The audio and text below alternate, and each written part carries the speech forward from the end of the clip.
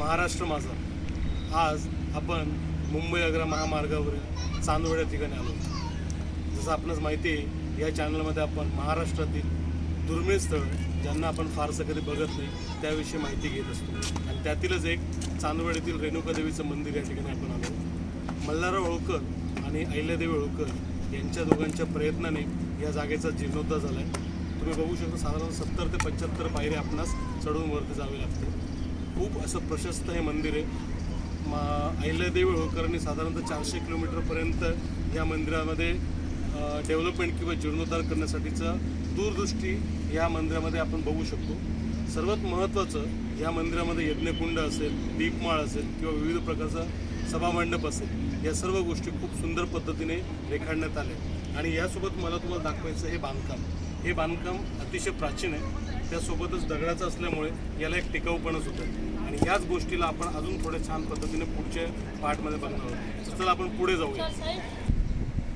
मंडळी, जसं मी तुम्हाला सांगितलं, रेणुका देवीचं मंदिर खूप सुंदर अशी जागा आहे. एका बाजूला मुंबई आग्रा महामार्ग आहे आणि ह्या मिनिटाला मी आत्ता ज्या जागेवर बसलो, माझ्या मागे किंवा तुम्ही बाजूला बघू शकता, खूप वळवळीची जागा जरी असली तरी तुम्हाला निसर्गाचे सानिध्य असल्याचा एक आवाज किंवा एक जाणीव होतो.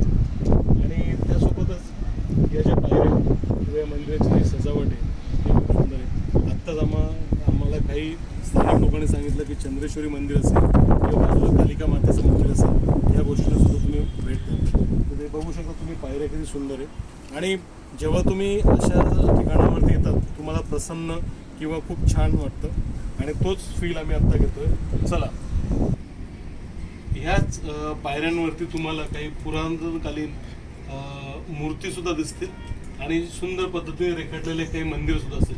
हे गणपती देवाचं एक मंदिर आहे. इव्हन त्या बाजूला तुम्ही बघितलं तर म्हसोबाचं सुद्धा एक मंदिर आहे आणि त्याच्यावरती तुम्ही कलाकुसर किंवा नक्षीकाम बघू शकता.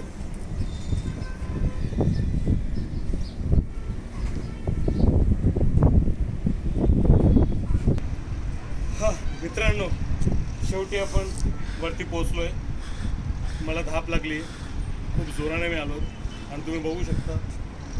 आय थिंक अशा गोष्टी जेव्हा तुम्ही बघतात तुम्हाला महाराष्ट्रीयन असल्याचं एक समाधान मिळते आणि तेच समाधान आम्ही आणू होतो आणि त्यासाठीच आपण एक चॅनल केलं. बघू शकता सुंदर असा हा दरवाजा.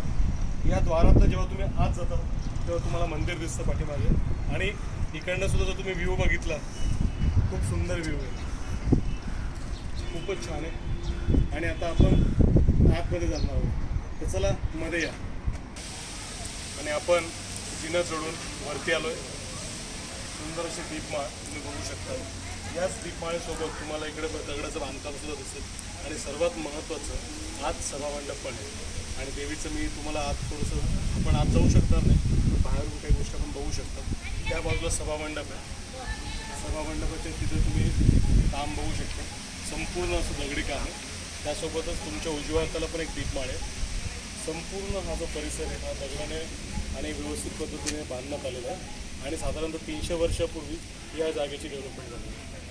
तुम्हाला मी थोडंसं आत आता अजून दाखवू शकत नाही कारण मंदिरात आपल्याला प्रवेश कॅमेरासह नाही आहे. तर आम्ही आता दर्शन करायला जाणार आहे. तोपर्यंत तुम्ही सर्व मजा करा आणि महाराष्ट्रातील या गोष्टींचा आपण असाच आनंद घेतो.